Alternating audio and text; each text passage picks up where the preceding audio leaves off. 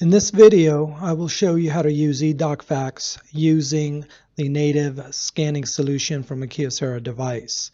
When you walk up to the Kyocera device, simply press the send icon, select email address entry, and enter in the fax number at edocfax.com. In this example, 510-675-9272 at edocfax.com.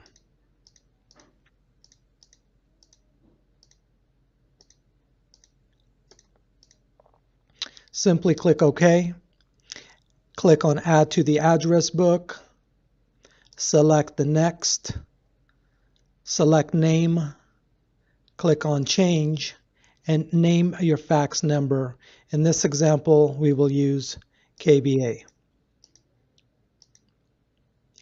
Select Save. If you would like to add the address book to your OneTouch, you can select Yes. If not, select No. Your address book fax entry is now saved in the address book, and you can select it to fax to your recipient. Simply select Send, select Address Book, select the fax number that you would like to fax to, and click the OK and press the Start button.